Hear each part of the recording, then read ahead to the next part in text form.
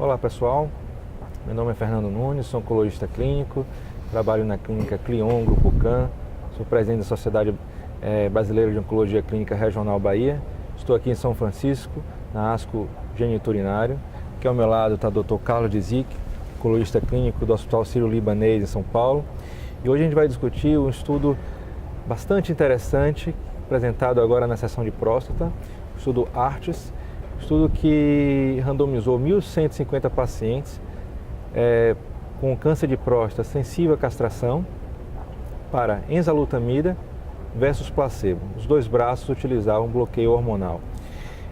Nesse estudo, o endpoint principal foi a sobrevida livre de progressão radiológica.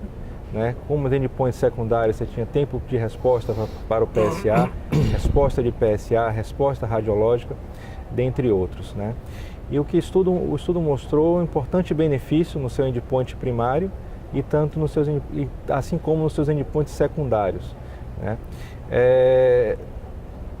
Parece ser uma grande opção agora, no cenário de sensível à castração, mas eu digo que a tarefa desse estudo não vai ser fácil, porque a gente tem algumas opções nesse cenário. E minha pergunta agora para o Dr. Carlos Dzik é como a gente conceituaria e como incluiria a enzalutamida nesse cenário que já existe a abiraterona no estudo Latitude, existe já o docetaxel no estudo Charter e também, assim como no estudo Stampede. Como você acha que vai se encaixar a enzalutamida agora nesse cenário, Carlos?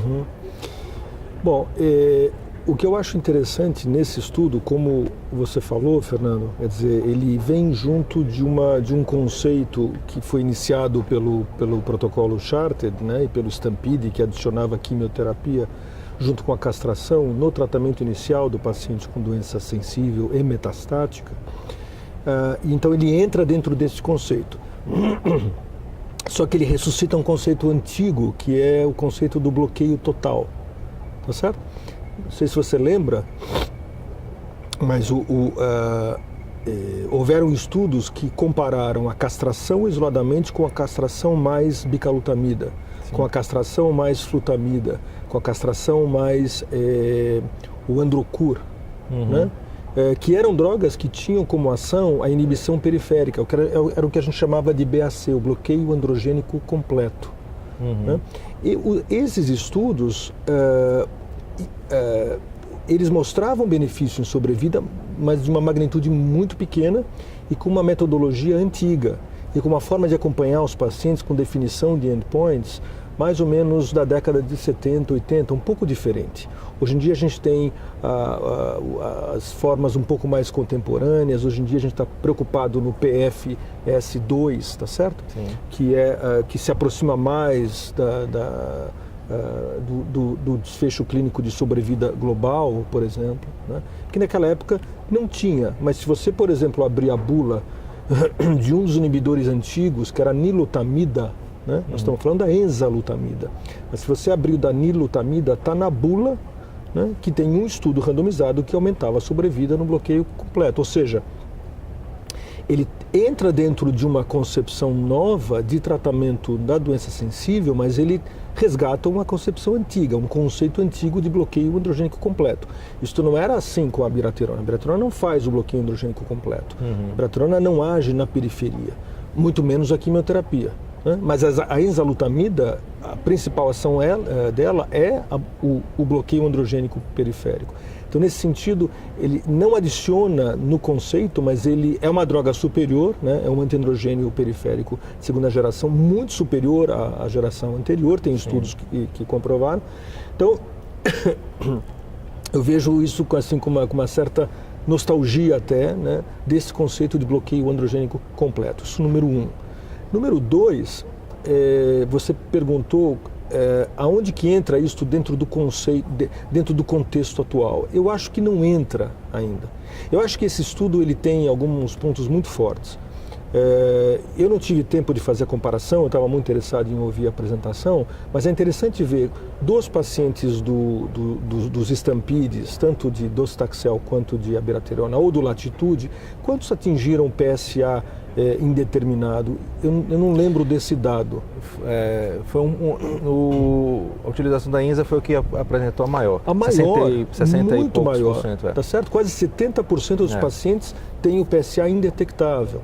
E é um estudo que recrutou pacientes muito enfermos, né? 70% dos pacientes eram de apresentação inicial da doença, que já é uma característica um pouco mais grave, quer dizer, não é aquele paciente que foi tratado do câncer de próstata, ele vem sendo acompanhado e aí ele desenvolve doença metastática. Não, os pacientes que se apresentaram assim. Então eu acho que o estudo tem pontos fortes. Tem um ponto que eu acho que ainda não está claro, que nesse sentido eu não acho que vai mudar a prática, que é o fato da gente não ter dados de sobrevida global. A gente tem dados sugestivos de benefício de sobrevida global, mas isto, se você for comparar com o Stampede e com o Charted, o endpoint primário era sobrevida global, né, e que foi encontrado esse benefício. Exato. Então, diante de um paciente hoje, eu teria muito interesse. Obviamente a gente tem que ver as questões regulatórias, isso tem que entrar dentro do rol da ANS, a ANS se reúne o rol se refaz a cada 2 anos, quer dizer, vamos imaginar que a gente ultrapassou essas etapas regulatórias. Eu ainda assim ficaria um pouco constrangido, porque eu tenho uma droga que aumenta a sobrevida, e na doença metastática de alto volume aumenta muito. Entendeu? Então esse é o ponto, digamos, fraco a ser checado, a ser validado. Minha impressão é que vai ter benefício sim de sobrevida, precisa de um tempo maior para... Os dados são muito imaturos. Os dados são muito imaturos, quer dizer, mas a mim me impressionou muito, quer dizer, o ponto mais baixo do PSA, negativação do PSA em 68%, uma coisa assim. 68%. Né? Se você vê a taxa de resposta objetiva perto de 80%, em comparação com, acho que 20% mais para o grupo que recebeu enzalutamida em comparação com o grupo que só recebeu a castração. Então, acho que ele tem alguns elementos muito fortes e que nos atrai, né, no tratamento desses pacientes. Mas eu não acho que nesse momento a gente tem que esperar um pouco para a agência regulatória conseguir aprovar isso. E eu respeitaria ainda um pouco o desfecho de sobrevida, porque a gente está acostumado a dar abiraterona. A gente está acostumado a fazer o Latitude, né? E é muito fácil fazer o Latitude.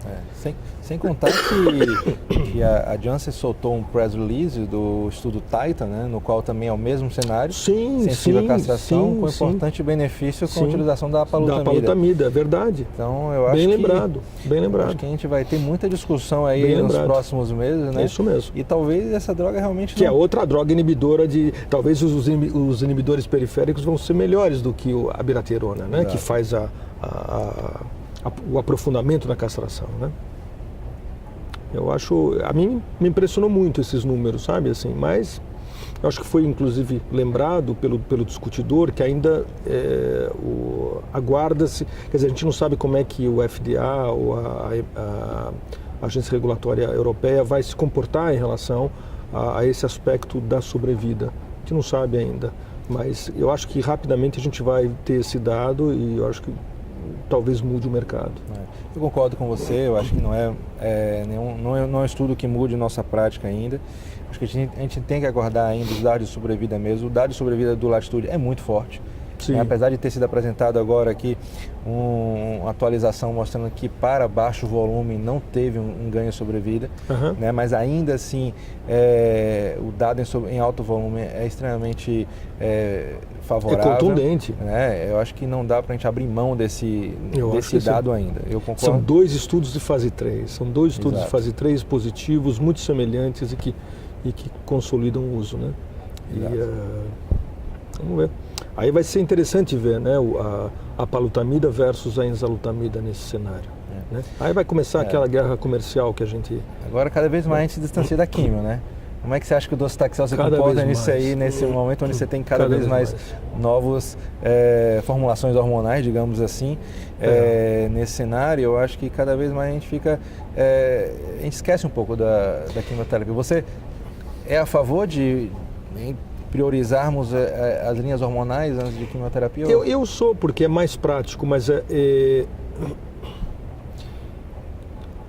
foi apresentado aquele estudo, né, onde os investigadores estratificam câncer de próstata como câncer de mama, né?